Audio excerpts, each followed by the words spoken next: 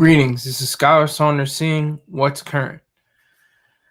All right, what is going on with these aircraft?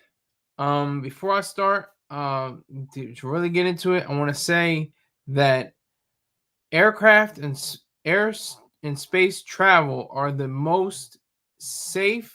They're the absolute, at least from injury and death, and than any form of transportation ever devised in all of human history. There may be about, I don't want to guess, but there's maybe a few thousand, just a few thousand, people have been killed in air and space travel incidents. I'm gonna get to a few videos. I'm gonna show you what's happening with the FAA, the NTSB. FAA is the Federal Aviation Administration. NTSB is the National Transportation and Safety Board. We don't need them. I'm an objectivist. You don't need the FAA or the NTSB. In fact, they admitted to themselves. They said, they're running on Windows 95 technology when, everything else is high speed and on the right track and beyond measure. It's a catastrophe. It's disturbing. How do we allow these agencies of the government to do this? If there were an FAA or NTSB in 1903, there would be no airlines. There would be no aircraft. There would be no NASA. There'd be nothing, because they would have stopped. The Wright brothers said, "Whoa, this is not. We have to inspect this. We have to check for your, whatever materials you use, whatever you use to try to make this.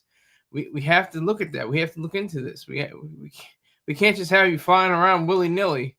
Like that's just a fact. I mean, there's no, backing behind the governmental agencies that don't need to exist.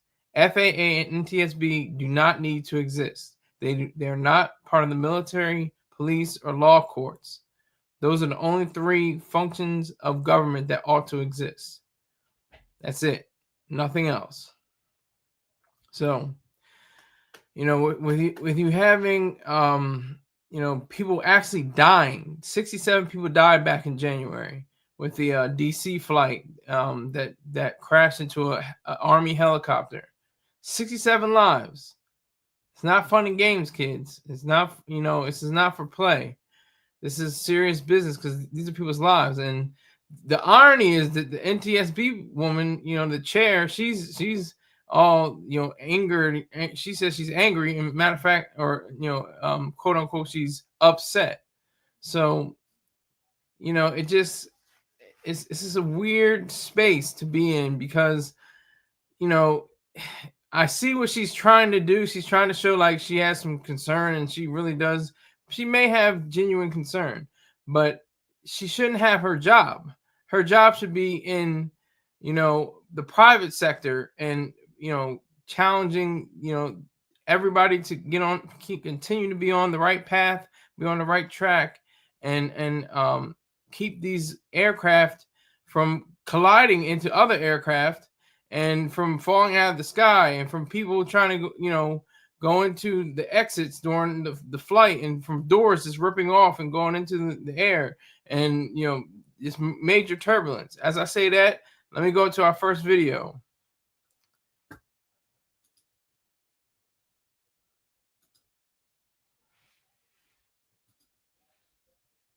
Troubles in the skies. Minneapolis Tower, Delta 56, emergency aircraft. 25 passengers taken to the hospital after a Delta flight from Salt Lake City to Amsterdam experienced significant turbulence. They have the emergency vehicle standing by. The plane with 275 passengers and 13 crew on board diverted to Minneapolis' airport Wednesday night. Passengers on board describing the terrifying moments.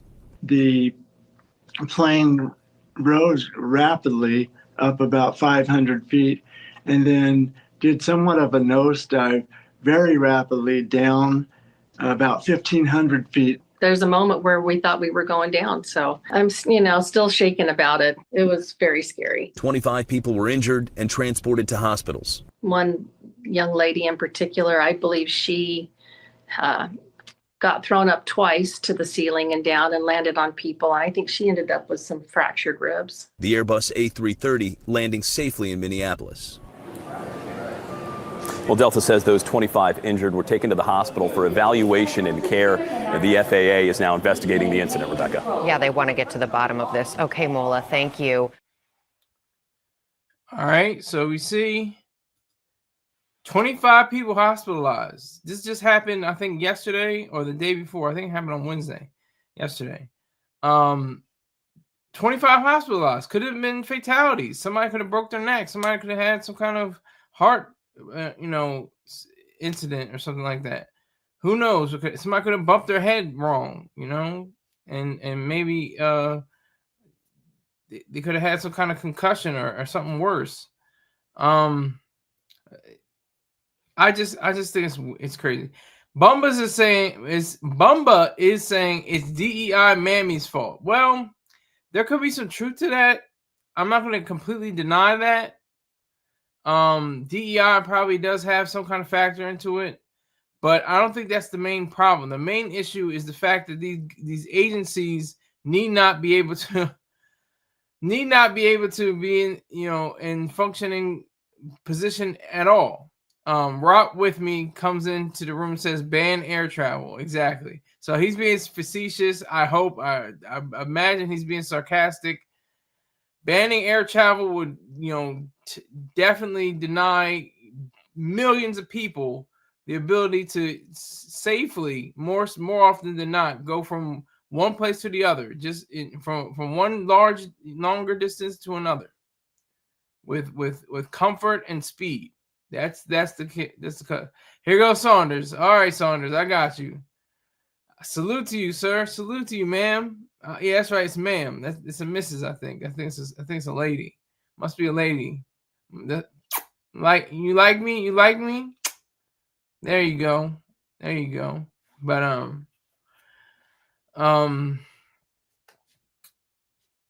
yeah. So it could be DEI, but it's not as much DEI. I don't think it's too much DEI. I think it's the fact that we treat our iPhones and our smartphones, our Samsungs and stuff like that, with more, closer inspection than we do our aircraft. They're way ahead. I'm being serious, but they're being funny in the chat room. That's why I'm laughing. God didn't intend humans to fly. Oh God, here we go. He didn't intend humans to watch, YouTube videos either, or watch, TV, or ride in cars, or anything like that, or have the wheel. God didn't intend for any of that to happen. Fire. What else you want to say? Ayn Rand once said in her book, The Fountainhead, that whoever came up, I'm paraphrasing it, but whoever came up with fire was probably burned at the stake he taught his brothers to light. Rock what with me says Saunders exactly. I doubt exactly, and I don't have any problems with exactly. I think Saunders is allegedly, I'm not saying it is, but allegedly son of Sun 90. I'm saying that. I'm just putting that out there. But anyway, I want her to hate as much, and it's not even a lady boy, it's a complete female that wants me. I know you want me, baby. I see you. But yeah, so it's like we get scared. Oh, who? Yeah, now it says who exactly. Know exactly who I'm talking about. But anyway, the NTSB and the FAA are just impediments to progress, to technology, to thought, to minds. And then they wonder why they have these collisions and these disturbances and extreme turbulence and all these different things. Again, I'm looking at this. I'm not even gonna look at the live chat. Matter of fact, let me close the live chat because they're just being ridiculous. Oh, come on. I can't close the live chat. Okay, I just won't pay attention to the live chat until they give me money. That's why I'll pay attention to them. Let me see. I put my banners up. Yeah, there's my banner. All right, so I think with the NTSB and the FAA, it's just they're just total incompetent, and they're totally incompetent, and they don't know, what to do in these situations. What if there was an Apple plane? Like, I'm just thinking, like, not even like if there was an Apple plane, because they had a failed Apple car, and that's probably not their best, the best thing they should be doing. But I'm saying that the spirit of Apple, the way they put in so much other time and sweat equity and focus on various points of innovation. That's amazing to me. That's amazing. So we really have to look into that. We have to look into the fact that these governmental organizations just shouldn't exist. They should just be eliminated. I mean, if President Trump is going to eliminate some, cut the fat, trim the fat, I mean, go after education. Absolutely, go after education. Go after all the different branches that are connected to education. City, state, and cut federal funding for us. Even though they don't do direct funding, they do somewhat funding. They do roundabout funding. But he also should get rid of NTSB and FAA. Not even for these situations, but these exacerbate, they worsen the situation, of course. When you have lives on the line, it just makes it worse. But they should, of course, be eliminated because of the fact that they don't have anything to do with government. There should be no controllers, no aircraft controllers, no anybody that's employed by the government. It should be all privatized. Should all be privatized, because that's the mixture of business and government that's in a way that shouldn't be. There should only be government contracts. There should be contracts with Delta and United and American Airlines and all the different other carriers. They should all have contracts with the government and have them backed by them. That's what should happen. That's exactly what should happen. And just to realize how it's been going. What is it? Tomorrow is going to be going into the 7th month of this whole charade, where lives were lost. So I think it's very important that we do this.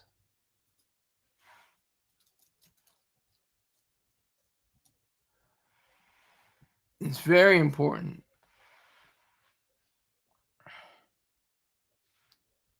So that's what we have to do. We have to look forward to doing that. We have to look forward to seeing all of that.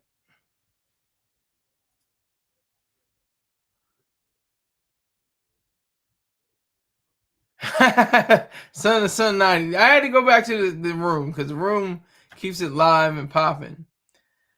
A new topic. Congratulations, he says. I got black serial killer fatigue. I did too, in a way, but it got me some views. So got me at least 500 views. So at least.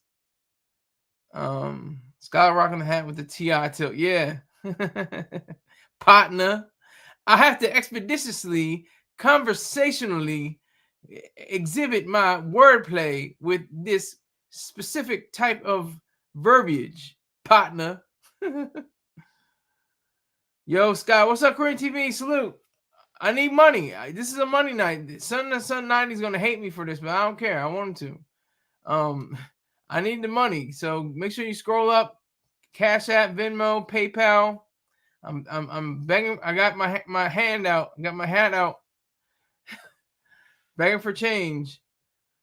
New topic. Let's get to some pussy. Rod, you with the Britney Spears lookalikes like Rory. Cream TV, get out the closet. Exactly. Catching your name, Rod. Go back to Diddy, Scott. Oh, here he goes. Exactly is this Delta 9 blunt. Okay. Okay, so I really have to get off of the comments because Unless I see dollar signs, I'm not saying anybody else's comments. Nobody's getting a word in, and they'll never appear ever. So you can comment all you want. It won't make a difference. You guys have to argue amongst yourselves. Yeah. So it's just a shame. It really is a shame that we don't. The guy even admitted, he said we're running on Windows 95, technology in 2025. That we're 30 years behind. The advancements that even Microsoft, even they had their period of malaise or complacency and weren't very innovative. They actually have Microsoft Teams. They're still making Microsoft products. There's still PCs on the market. They're doing their job to try to be the best. We have to do our job to make sure that they're doing the best by getting rid of NTSB and the FAA. Get rid of them. We don't need them. Just imagine if they were, and imagine all the different people. I think I read a stat from like 1980. It said there was like 30,000. I think I could be wrong. Please correct me if I'm wrong. I'm just flying off the top of my dome right now. But I think there was 30,000 alcohol related collisions throughout the country in 1980. In 2000 there were like 10,000. So something occurred that wasn't part of the government. Something private happened. There were increased commercials, drink responsibly, and there was increased awareness of the dangers of driving and drinking and driving. Excuse me, am I drinking and driving? The terrors that could happen, people losing their lives on the roads just because somebody wanted to be irresponsible and stupid and selfless and unselfish. This is insanity. So something that we have to look forward to. But like this the helicopter collision, they're having their hearings now. The hearings are going on right now. So I'm gonna show you what the hearings are.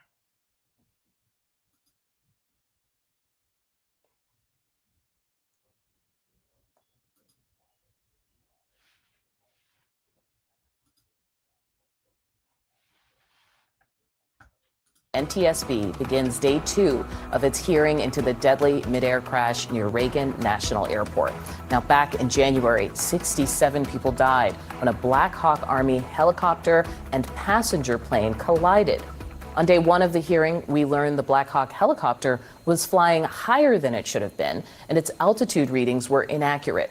Investigators listened to the audio of air traffic controllers who tried to warn the pilot of the incoming plane. CRJ in flight. At 2 o'clock, pass on is CRJ. This club has an aircraft in flight pressure separation. The controller told the helicopter to go behind the plane, but the chopper crew had its microphone on at the same time, so they never heard it. And then the crash happened seconds later. The head of the NTSB blasted the FAA for not taking ownership. I don't get it. Every sign was there that there was a safety risk, and the tower was telling you that. What you did is you transferred people out instead of taking ownership over the fact that everybody in FAA in the tower was saying there was a problem. Are you kidding me? 67 people are dead. How do you explain that? Fix it.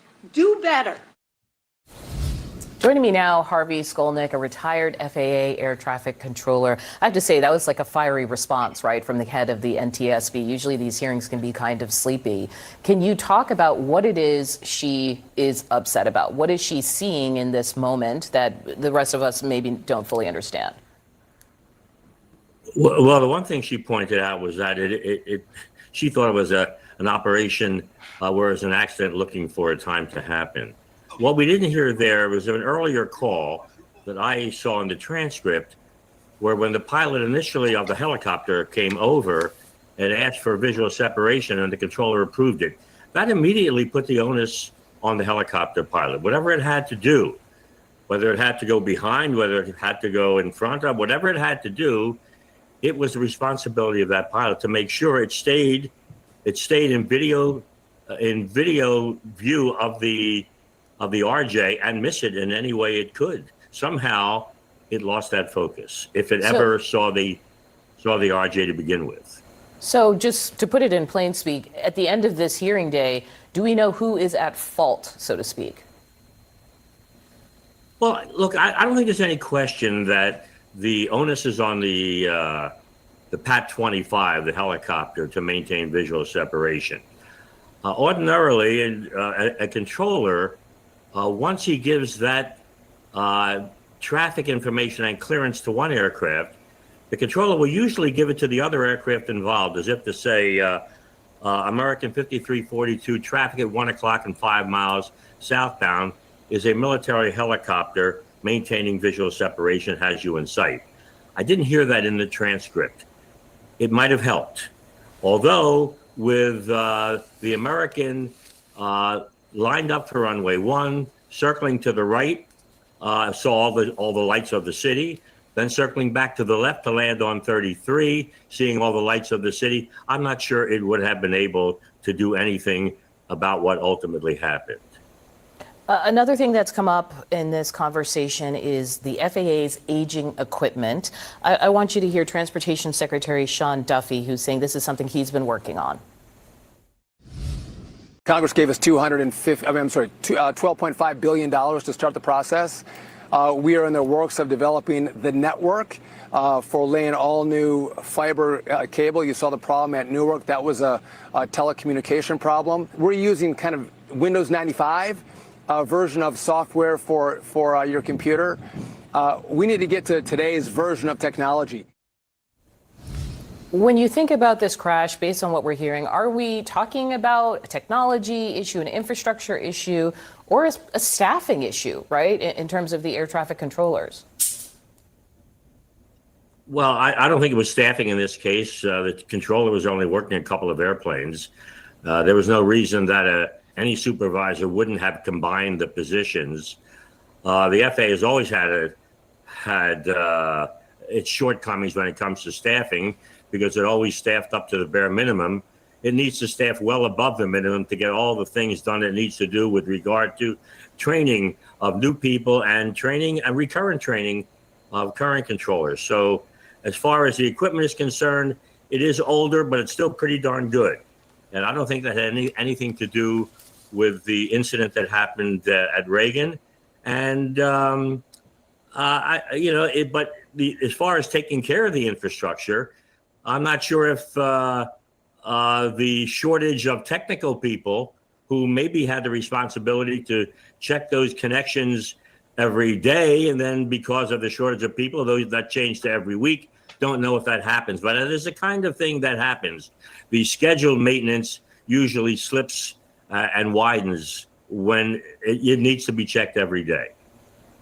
Harvey Skolnick, thanks so much for talking with us. We are standing by for a new day of an NTSB investigative hearing to try to find out what caused the deadly mid-air collision in Washington, D.C. in January. The collision happened over the Potomac River between a passenger jet approaching Reagan National Airport and a military Black Hawk helicopter. Both crashed into the water, killing everyone on board, 67 people. CNN's Pete Montine at NTSB headquarters. You've been monitoring these hearings. What are the biggest revelations and what do we expect today? Well, huge revelations so far, John, and even more today. The scope of these hearings are huge and unprecedented. The focus today is really on two major things: the issues in the air traffic control tower at Reagan National Airport. We know that one controller was operating two different positions, broadcasting to commercial flights coming into National Airport and broadcasting to helicopter flights near National Airport. But those pilots of each aircraft respectively could not hear each other transmitting to air traffic control, only the controller.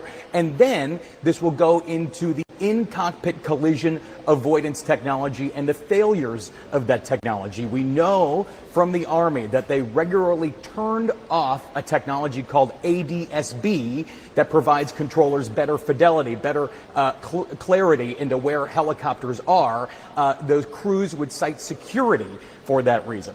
Three main revelations yesterday, and these are pretty huge. That the altimeters that show the height of the helicopter above the ground regularly had errors fleet-wide. The National Transportation Safety Board was able to do some tests not that long after the crash. They said that the altimeters in those helicopters would read 80 to 130 feet low, meaning that the crew could have theoretically been higher on that very low altitude helicopter route near Reagan National Airport. Also, we got the transcripts for the first time from the voice recorder on board the Black Hawk helicopter.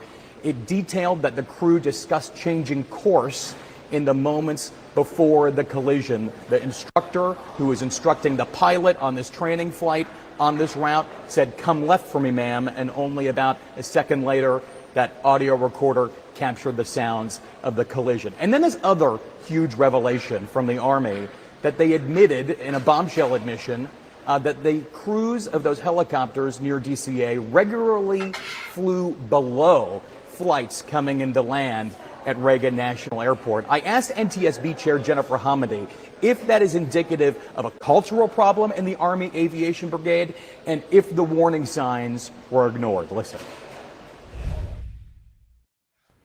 Warning signs were ignored or just not known or identified or sought, which is quite tragic. So yeah, I'm angry. Upset, actually.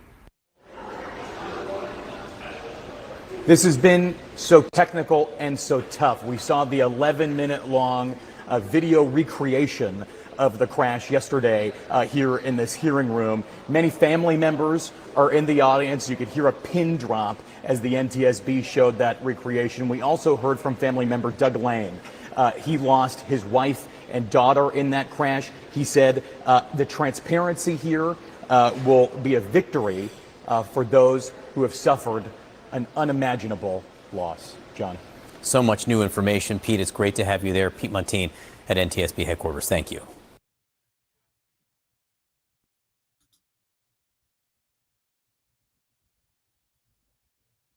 So there you have that. You have that story. Very, very tragic. As I have to agree with her. You know, she's. I think she thinks she's doing the right thing. You know, that's what is the problem. They think they don't think, they feel like they're doing the right thing as government bureaucrats and things like that. They feel as if they're doing the right thing, and they just enjoy their power because she's not going to get fired. She's not going to get replaced. If it was a private, organization that was, being a chair of some kind of organization that oversaw flight safety, nope. And national transportation, all transportation, they would have been fired most likely. She would have been angry and upset at that, most likely. That's the sad truth, but it's the truth. You can't deny it.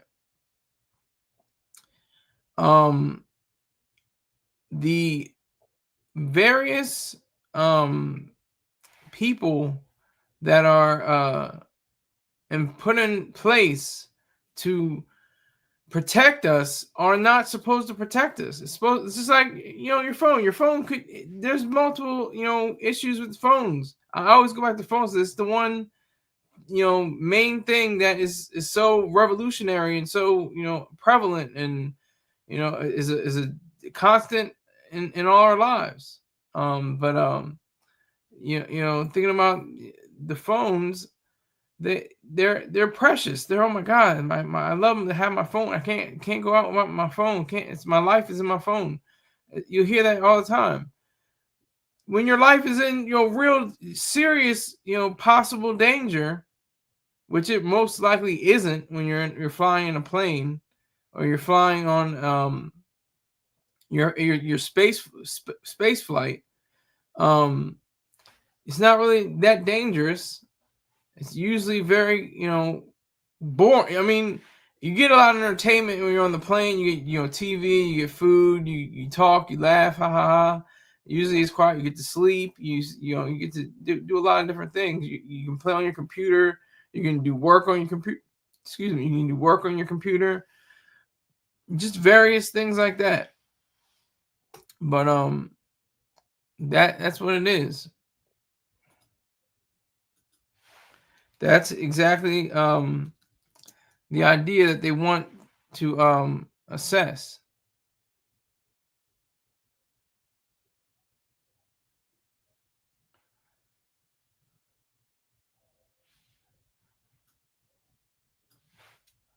So I'm gonna try to find this clip.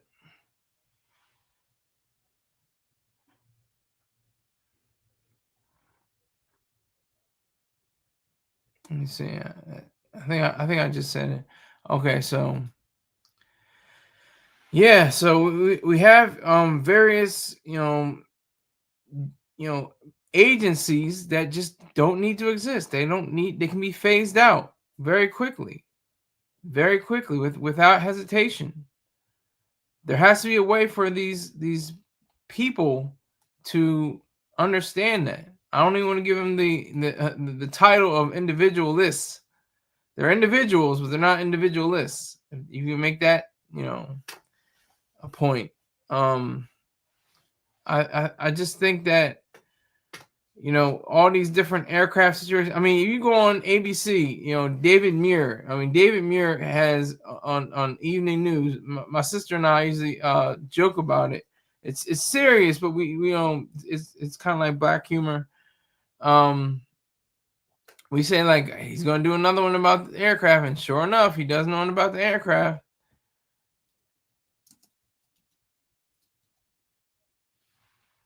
And it's just a shame. It really is just a shame. I think with the idea of having these people in places where they need not be, that is the main draw. That is the main thing that has to be addressed. Is that the fact that the government should butt out, and it's ironic. It's serious and sad, but it's ironic. The more they do, the worse it gets. The more they try to help, the worse it gets. It's kind of like they cut out the holes in a bucket and then they just pour on the water, but then they're like, we got to patch up the holes. We got to patch up the holes. Well, you cut out the holes in the bucket in the first place. What do you expect to happen with the water flow? Of course it's going to continue. It's crazy. But yeah, so we have to be vigilant over the people in higher places, the people that control things. Like I said, if Trump wants to get rid of the Department of Education, so be it. Eliminate it, get rid of it, phase it out. Get more private schools, only private schools available, no government schools whatsoever.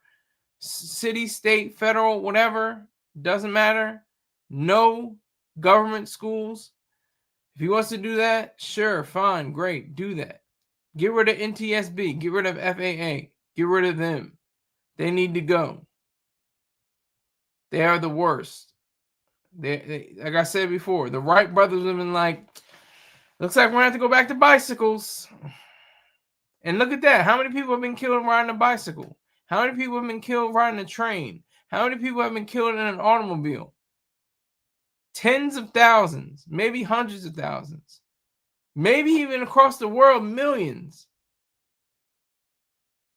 have all been killed in various collisions. And the safest form of travel, I'll repeat, is air and space. Air travel and space flight. They're the safest of all. We've had deaths. We know we've had Challenger in Columbia. you know, and various other people. On the ground, there were people that were burned up before the mission, the Apollo missions. Missions. They died inside the capsule before it even launched into the air. But we still went on. We still go on. That's like Robert Frost, one of the great poets of all time, 4 Pulitzers.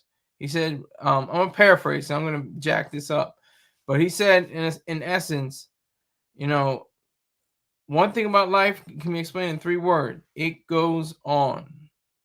It can be explained in 3 words: it goes on. That is so true. That is just a fact. And to realize that, we have to, you know, completely, you know, adhere to the idea of being, you know, part of this. We're all part of it. I mean, I haven't really had an unpleasant time on a plane. I remember one time I was coming home, I think, you know, from the Marine, from my duties as a Marine. There was food, there was in-flight, everything was paid for, by the way. It was an in-flight movie, there was food. It was great, it was wonderful. I just, so many other people can complain and say, oh well, my neck, you know, man, I thought the turbulence was a little crazy, and they like to say all that, but you know, of course, as long as you get that nice, we're preparing to land. That's all that's about. You know, once you're up in the air, you don't want to, you know, experience the turbulence. Of course, you don't want to experience the headaches. You don't want to experience all that. But once you get to that destination, you're like, all right, it's okay. Everything's fine. And of course, you know, for middle class life like I live, you know, I'm not upper class or lower class, or I'm middle class, I think.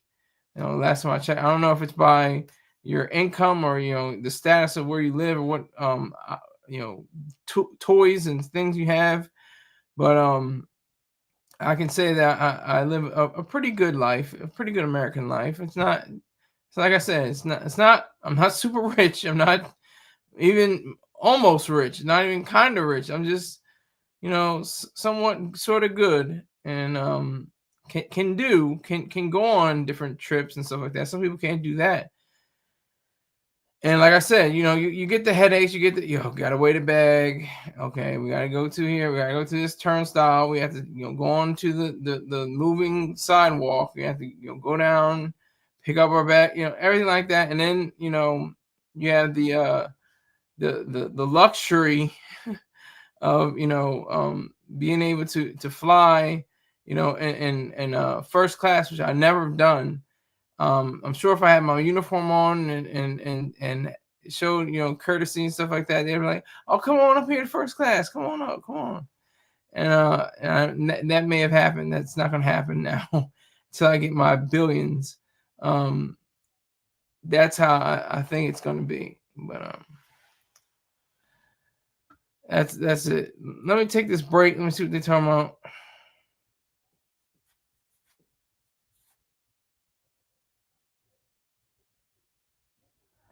Okay, Death Row, do you have at least $50 for me? Death Row, you still on here? Do you have at least $50, Death Row? I'm asking the question.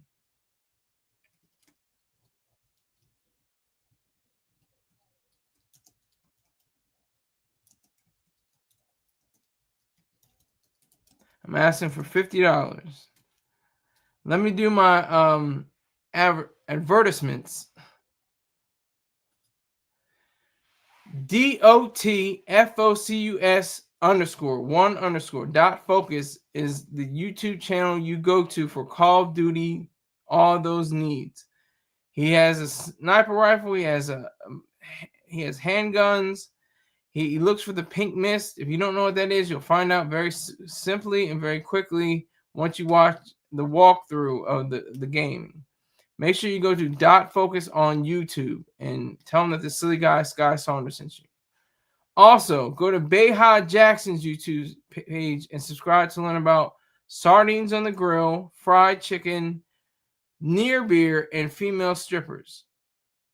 Tell him that the silly guy Scott sent you and that he is a very humorous, thoughtful young man that really knows how to be very forward thinking, and he wasn't a child actor. He played the childhood version of Doughboy in the monumental film Boys in the Hood. So make sure you definitely check him out. Also, go to lifestrongapparel.com, lifestrongapparel.com for your raw sea moss needs. He's got oils, he's got the moss, gel. He's got moss gel, he's got treats for the dogs, he's got snapbacks and raw sea moss and purple sea moss. So if you like to check him out on his page, make sure when you make your purchases and go to the checkout line, you put in SKYLER20, Scholar20 to get 20% off your purchases. And tell him Mr. Peng that the silly guy Sky sent you. All right, so that's all the people I have so far.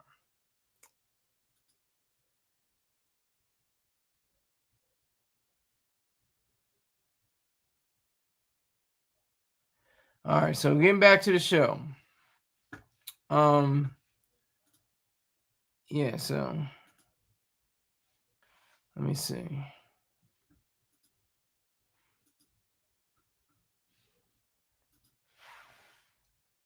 I'm looking up the TSB. Looking it up right now. Here we go. All right, here we go. We got something right here. What's this?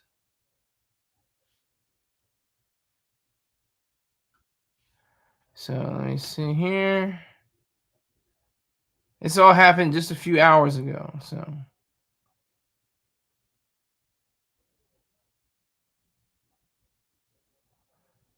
let me see. This morning, the FAA is investigating a terrifying situation in the sky that sent 25 people to the hospital. This is the moment a Delta flight finally touched down last night after severe turbulence. The flight was meant to go from Salt Lake City to Amsterdam, but it had to be diverted to Minneapolis. One passenger posted online the plane, quote, flipped on its side, and the flight attendants and drink cart were thrown around the cabin. Paramedics met the plane on the tarmac, taking those injured people to the hospital. According to emergency dispatch audio, passengers suffered broken bones. In a statement, Delta says, quote, we are grateful for the support of all emergency responders involved. Ooh, terrifying. All right, staying in the skies, today is day 2 of the NTSB hearings into the deadly midair collision in January between an Army helicopter and an American Airlines flight. It happened near Washington's Reagan National Airport. 67 people were killed. Victim family members were at the hearing as new video and other evidence was released. Chris Van Cleve has the story. Chris, good morning. Well, good morning. It was a dramatic and long day for those families. The board met for nearly 11 hours, and they were critical of the Army and the FAA, essentially for missing warning signs for years. We saw family members wipe tears as a dramatic new video played. Our clearest view yet of the tragedy over the Potomac marked the start of the NTSB's 3-day investigative hearing into January's midair collision. Every sign was there that there was a safety risk. Are you kidding me? 67 people are dead. How do you explain that? For the families in attendance, it was an emotional event. Talk to me about just how this loss has impacted you and your families. I mean, so many ways. It's just a void. It's a void in our lives. We are living a nightmare, truly. Cindy Elliott and Rachel Steen lost their nephew. Lovey Stovall's son was also killed in the crash. We know it won't bring them back, but we want accountability, and there needs to be major changes across the board. The hearing is focused on investigators' unanswered questions. At the time of the crash, the helicopter should have been flying below 200 feet, but it was at least 70 feet higher. Investigators are focused on potentially inaccurate altitude readings from the Black Hawk they found in testing could be off by as much as 130 feet. How significant is 100 feet in this case? It's significant in this case. Helicopter Route 4, which went along the Potomac, in that area, we calculated that the margin of error was 75 feet. So a 100-foot difference is significant. The Army confirmed flight tracking technology most aircraft use daily was turned off. Legislation introduced this week would require that to change. Make no mistake, there cannot be a double standard in aviation safety. Newly released transcripts from the airplane's cockpit voice recorder show the pilots received an automated verbal warning about traffic in their vicinity approximately 20 seconds before the collision. Less than 2 seconds before impact, the pilots shouted out an alarm. Flight data indicates they tried to climb aggressively in an attempt to avoid the helicopter. Tim Lilly's son Sam was the airliner's co-pilot. Sam was a good pilot, and he would have been trying to fly that aircraft all the way to the bottom. Flight data from the black box on board the helicopter indicates the pilots may have never seen that they were on a collision course with that airplane, even into the last moments before the impact. The FAA, we learned, had a working group looking at air traffic control issues around Washington Reagan Airport. They even talked about moving those helicopter routes away from the airport. That action was never taken, Adriana. Oh, Chris, each detail is more difficult than the last. Thank you so much for all that reporting. All right, so that is, the reality of this whole case. Lives at stake. People's lives. 67, what was it, 67? 67 people died. And their families were there, and they were wiping away tears. It's not a game. It's not a game. Very serious situation. And we have to treat it as such. We have to, continue to look at ourselves as people that care and that would want that to happen to them. So that's the main draw. That's the serious aspect to all of this. We can get, silly and whatever like that, whatever, but people's lives are at stake. And, to have, the chairwoman, it's like, God bless her heart. There is no God, but God bless her heart. She feels she's doing the right thing. She feels she has to have fire and anger and, enough impetus to strike down against the other officials and stuff like that. It's like, okay, we got it. It's great theater. Like I said, she may feel that she's being sincere, but her position shouldn't exist at all. There's no way that you can tell me that she should be even in considered for it. There's no way. And people say things like, "Oh, your man wasn't meant to be in planes and stuff like that." Man wasn't meant to do anything then. Man wasn't meant to do anything. Cars, trains, bicycles, whatever, roller skates. What are you supposed to do? You're playing God. That's like the most ludicrous idea I've heard in my entire life. You're playing God. No, you're acting as engineers. You're playing the role as engineers. That's what they're doing. Anything that you can think of had to be produced from the mind, produced from thought. That's the reality.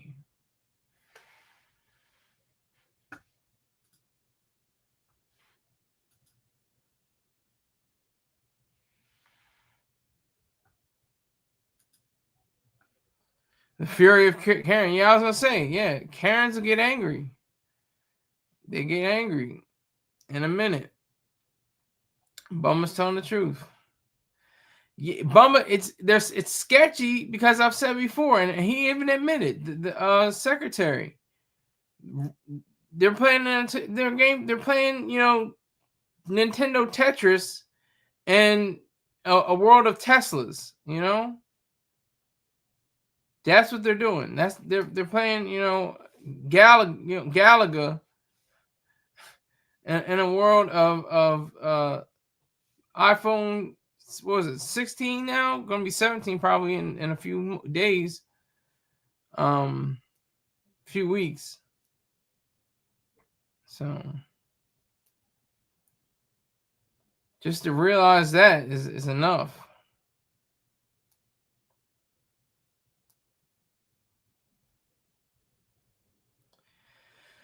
But I'm gonna see. Let me see if I can find another video.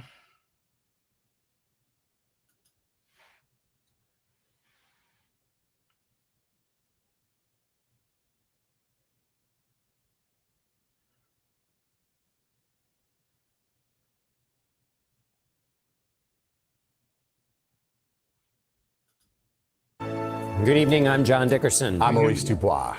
Exactly 6 months ago, we started this broadcast at the scene of the nation's deadliest plane crash since November of 2001. Today, the National Transportation Safety Board began a 3-day investigative hearing looking into what led an Army Black Hawk helicopter to collide in midair with an American Eagle jet near Reagan National Airport. There were no survivors. Family members watched and listened to testimony about a crucial but glitchy gauge aboard the Army helicopter and broken communication with air traffic controllers. Our senior transportation correspondent Chris Van Cleve has been covering the crash since it happened, and he leads us off tonight. Chris, what have we learned? Every day since that crash, the NTSB has been going through wreckage and data, trying to figure out why this accident happened. For the families of the 67 lives lost, today was a difficult day, in part because the NTSB released new video, and it is our clearest view yet of this tragedy. Looking out from the edge of a runway at Washington Reagan National Airport, you can see American Airlines Flight 5342 on approach to land, when the Army Black Hawk helicopter appears to the left on a collision course. The crash killed 67 people. We went from a family of 4 to a family of 2, kind of in a blink of an eye. Doug Lane's wife and 16-year-old son were on the plane coming back from a skating competition in Wichita. When we had an opportunity to go to the crash site in January, strikes you is just how close they were to being on the ground. We are working diligently to make sure we know what occurred. The National Transportation Safety Board is now in the midst of a 3-day investigative hearing in Washington focused on answering investigators' lingering questions. At the time of the crash, the helicopter should have been flying below 200 feet, but it was at least 70 feet higher. Investigators are focused on potentially inaccurate altitude readings from the Black Hawk that in testing were found to be off by as much as 130 feet. NTSB Chair Jennifer Homendy. If the helicopter was telling them with plus or minus 100 feet their altitude, how significant is 100 feet in this case? It's significant in this case. Helicopter Route 4, which went along the Potomac, in that area, we calculated that the margin of error was 75 feet. So a 100-foot difference is significant. The chopper pilots were wearing night vision goggles. The NTSB released this image of how air traffic in the area may have appeared in their limited field of vision. Newly released transcripts from the airplane's cockpit voice recorder show the pilots received an automated verbal warning about traffic in the vicinity approximately 20 seconds before the collision. Less than 2 seconds before impact, the pilots shouted out in alarm. Flight data indicates they then attempted to climb aggressively to avoid the helicopter. I know that my son saw that helicopter 1 second before impact, and they tried very hard to avoid it. Tim Lilly's son Sam was the airliner's co-pilot. Sam was a good pilot, and he would have been trying to fly that aircraft all the way to the bottom. Black box data from the helicopter indicates those pilots never saw the airliner they were about to fly right into. Chris, I keep coming back to the altimeter being off by 130 feet. That's hard to get your head around. Is that the norm? I mean, why are they not more accurate? Well, there are acceptable deviances, but the NTSB found in their testing that this was performing outside of even the acceptable margin of error. The problem here is that even with a margin of error, your clearance was 75 feet. That's just not enough to safely operate in airspace. Chris, is the emerging picture that there is a single point of failure or that this might be a bunch of stuff piled together? This is shaping up to be a series of events, some of them long-standing policies that came together to allow this disaster to happen. Chris Van Cleve in Washington for us. Thank you very much, Chris. Those families came here looking for answers, but perhaps more importantly, to make sure what happened to their loved ones doesn't happen to anyone else ever again. Well, one Massachusetts man who made the trip down here told me today he has now seen so many mistakes across numerous government agencies that he doesn't know if the system can be fixed. I am so infuriated by this. And the sad part is, I don't know how it's going to get fixed. Bob Collins could not believe what he heard Thursday morning at the second day of NTSB hearings on the January mid-air collision near Reagan National Airport that killed his son Chris. Chris was on board the American Airlines flight headed home to New England when it collided with an Army helicopter. I came into this meeting blaming the Army for my son's death. What I am so shocked and dismayed about is how unsafe the skies are. I'm looking at the FAA. Bob made the trip down from Marion, Massachusetts, looking for answers and is left with more questions, especially about the FAA. Every person we spoke with cited staffing as a significant concern. We learned the FAA's control tower at Reagan was understaffed and ill-equipped. The tower should have had 28 staff at the time of the crash and on paper had 26, but in reality, only 19 were ready to staff a shift. How many shifts do you have to fill in a day, Mr. Allen, at DCA? You would want 9 people in the morning, 9 on the evening shift, and then you would have 2 for the mid, so that's a total of 20. And there wasn't enough management. James Jarvis oversaw quality at the tower as an FAA employee and a government contractor and says he asked for a second operations manager there repeatedly. Every opportunity I had, and at one point I was told to quit bringing it up. They're not being dishonest, but they're giving you half the story. It is day 2 of the NTSB's investigative hearing into the deadly mid-air collision between American Eagle Flight 5432 and a Black Hawk helicopter. Investigators spent much of the day questioning witnesses about visual separation, staffing, training, and the flying conditions around DCA. Larry Miller joins us from the NTSB boardroom at L'Enfant Plaza with what we learned today. And Larry, let's talk a bit more about the focus. Yeah, the focus today really, Leslie, is trying to drill down on trying to get more information about the training, the procedures, as well as the staffing at DCA. As we've been learning from investigators today, staffing has really been a point of concern. Those staffing at air traffic control centers around the country is an issue nationwide. At the time of the crash, though, officials with the FAA telling us that the air traffic control at DCA was fully staffed and appropriately staffed, 26 out of 28 positions filled. But James Jarvis, an air traffic control specialist with Lidos, a contractor with the FAA, testified that for years that the staffing level at DCA was not necessarily healthy. Investigators also asked about training of those air traffic controllers. Take a listen to this exchange. They went without any staff specialists for approximately 3 years. Those duties fell to the operations manager and a support manager, as well as the air traffic manager. And that was a concern of mine. I brought that to many attention, every opportunity I had. And at one point I was told to quit bringing it up. Mr. Jarvis, do you feel that that impacted the training program at DCA? Absolutely.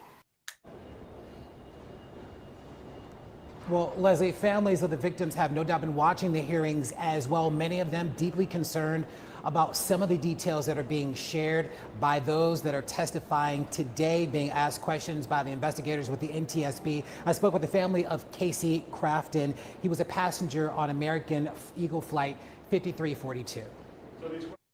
You know, as a concern, I think there's the compliance professional that was doing reviews at DCA, you know, mentioned the concerns he had with the staffing, just like how much experience they had and how many of them there are, and maybe burnout and that sort of thing that could possibly be going on. of course, this is like a multifaceted problem. We've heard testimony yesterday and today, and how much is just like stacking up, like of all the things that led to this that should have never happened in the first place.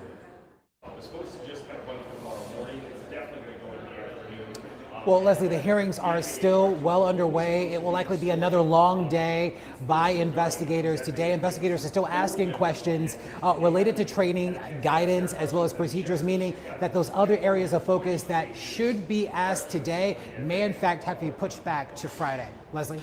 All right, Larry, we know there's a lot for them to go through, and you'll be following it. We'll talk with you again in just a bit. So there you have it. Concerned families of the fallen. Government overreach, overstep, government presence, just at all. FAA, NTSB, all that. OSHA, if you want to throw them in there too. Look at the incompetence. Look at the the inability, the dropping the ball. To put it in layman's terms, it just reverberates throughout the entire country and extends to the world even. But I'd like to thank you all. Thank you for that. I had to talk, get off of the chat because they're not really focused on what I'm on. They're on some other stuff.